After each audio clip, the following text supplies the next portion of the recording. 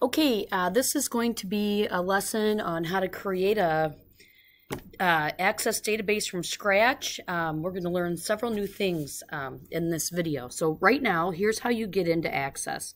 You can click the magnifying glass and then just begin typing Access. And there it is. So go ahead and click it. And this is what it looks like the first time you get into it.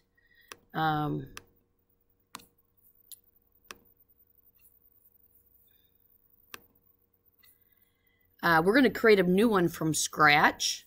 So here's suggesting opening recent ones. I'm going to say blank desktop database. So go ahead and click that. And then we're going to name this. First one we're going to name practice.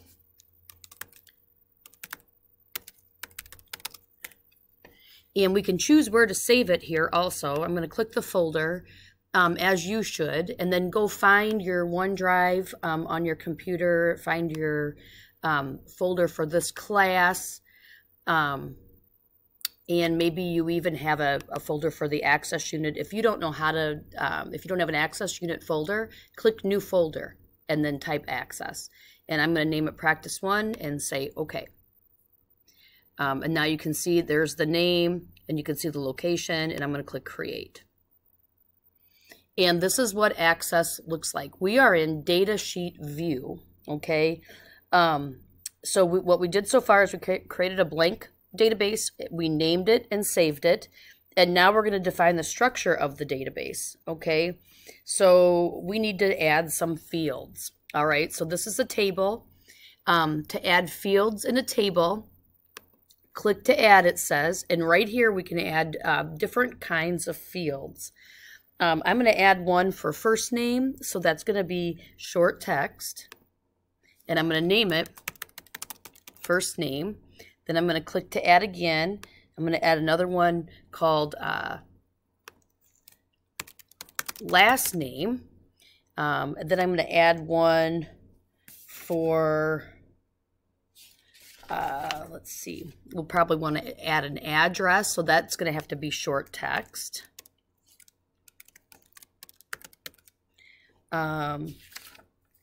We're going to add one called date. Oops. Oh, I typed it in the wrong. Okay, we don't want to put it there. We want to name it field 1 here. Address. I'm going to click here and type in, we want this one to be a date and time. So date and time. I'm just going to say date. Okay. I'm also going to do a yes or no one.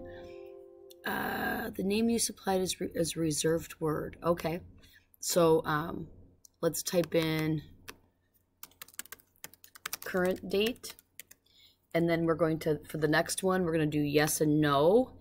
And just because lack of creativity on my part, yes or no. And then we're going to create a lookup in relationship field. So I'm going to click here, lookup in relationship. And we get a warning. That's okay. Say open. And the wizard creates a lookup field which displays a list of values you can choose from. How do you want your lookup field to get its values? I want the lookup field to get the values from another table or query, or I will type the values that I want. I'm going to tell it that I want to type the values that I want. And next.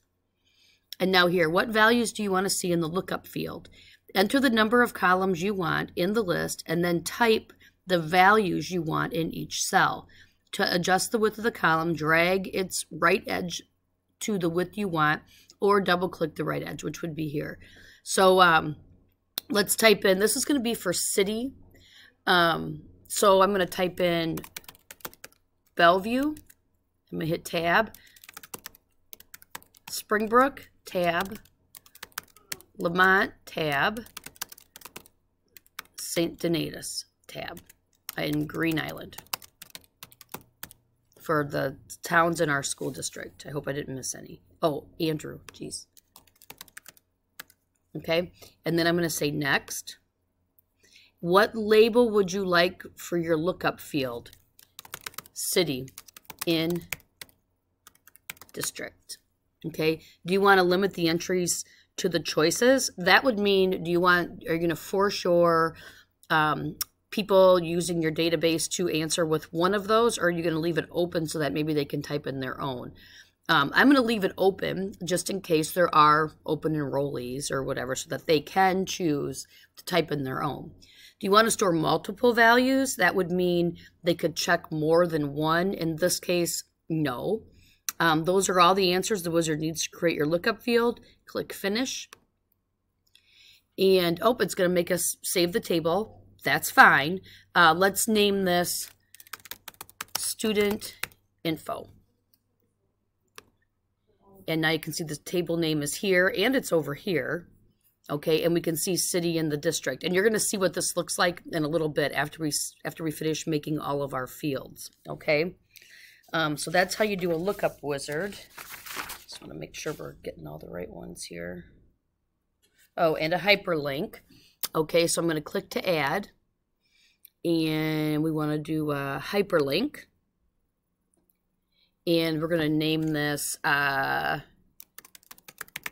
favorite website. Okay, and then we're gonna format numbers. So we're gonna go with number, and we want to say here cost of registration. Okay, and then I'm going to click the down arrow here beside this. Okay. We can do formatting for that, so we can tell it how many decimals we want, and there it's going to show. Oh, it's not letting us do it yet because we don't have any information typed in, possibly. Or now it will. So we can tell it, actually if we select the whole column, we can tell it 2 decimals if we want. So select the column and then you can format it, okay?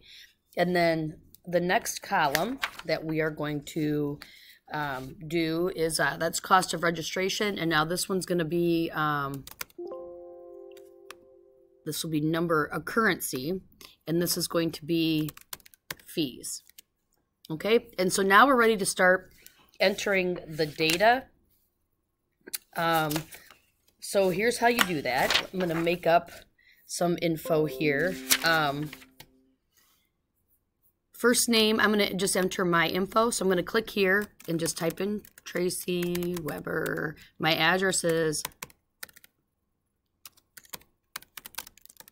and see how I ran out of room and you can't see the whole thing? This is where it's sort of like Excel. You point between the 2 field names and you double click. And then the current date, it's not making us, it's not, well, we could type it in, but right here, we can click the calendar and we can actually click the current date. Okay. You can format the date to look like a specific date. For instance, maybe we don't want it to look like that. You can select the column, and then to format the date right here under Table Tools Fields, date and time. Oh, that just entered. Okay, let's delete it. We don't want this field. I'm going to hit escape, or let's see here. I'm going to right click here on that, on the field name to select the whole column. And I'm going to do delete field. Yes. Okay. And then yes or no, maybe the yes or no is, are they currently enrolled? We'll say yes. So you put a check mark to indicate that. City in the district. When I click here, I can type in a name if I want, because remember we left that open. But I can click the down arrow. Oops, and I spelled Bellevue wrong. I'm going to do modify lookups to fix that. And right here. Remember, you guys, when you're doing this, and I'm going to say finish, we have to close and open. So here's how you can close the table. And then here's how you open the table. Okay. And now that went away. And actually, I can click the arrow, down arrow, to see that it's fixed. Or right here, I can click in the cell and just begin typing, and the word will pop up, okay? Which is really nice. Favorite website. And notice how since we formatted that as a hyperlink, that shows up automatically as a hyperlink. Cost of registration, I'm just going to put the number 12 and hit tab, and it automatically formats it to 2 decimals like we told it. And fees, I'm just going to type in 20, and it automatically formats it as currency. So those are, that's how you type in new fields using Datasheet View. Okay, that'll be more to you later. Also, favorite website, we can't see that whole thing, so I can double click there. We selected data types and we formatted them. We named and created fields. We named and saved a table.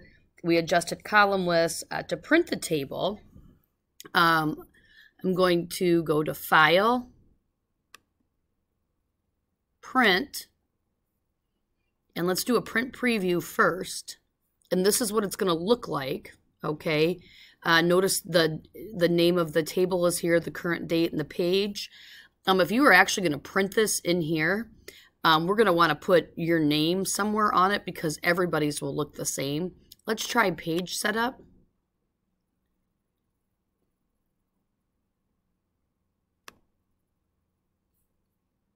Okay, I'm going to do close print preview. And let's do, let's see, create, which right now you're creating in table view. Okay, you're going to learn all of these in our unit, by the way. Not seeing header, external data. We're not importing anything here, but you can see you can import from just about anywhere. Database tools, there's relationships that was talked about in the intro video. We'll get to that at some stage in the game. Let's do fields. This is formatting. This is, you can see different views to choose from right now. We're only worried about Datasheet View. Right here is add and delete all of the fields, okay? Properties for a field, okay? So for instance, if we wanted this field, the address field, I'm going to click it to select the whole column. I can do right here automatically the field size is 255. So if I wanted to make that smaller, I could. For instance, if I added the zip code and we only wanted the zip code to be 5 characters, I could change that to 5. That way, if there was a typo, it would come up as an error. Let me show you. I'm going to select here, and I'm going to insert more fields.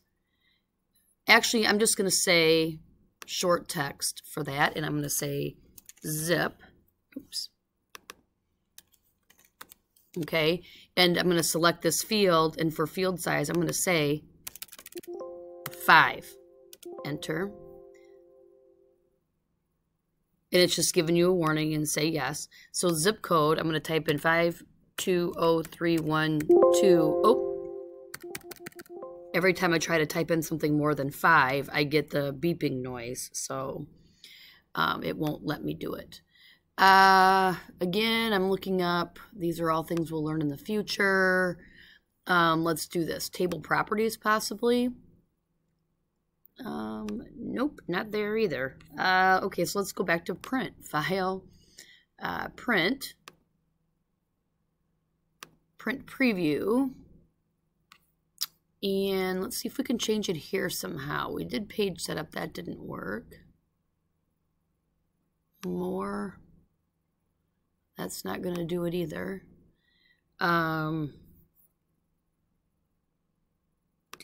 view. Nope, we don't want to do that. File, print preview. Maybe it is design view. This is coming up for the future.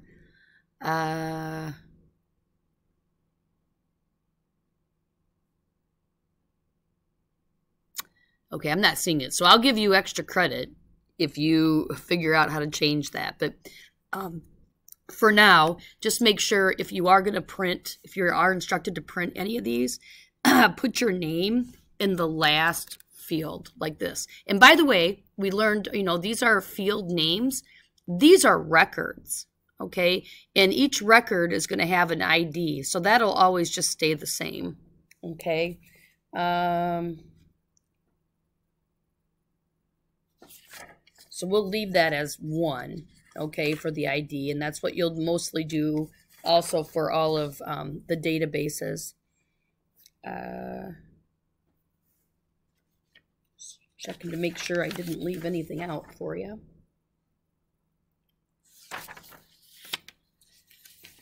And I think that you should be good to go now to complete lessons 1 through 5.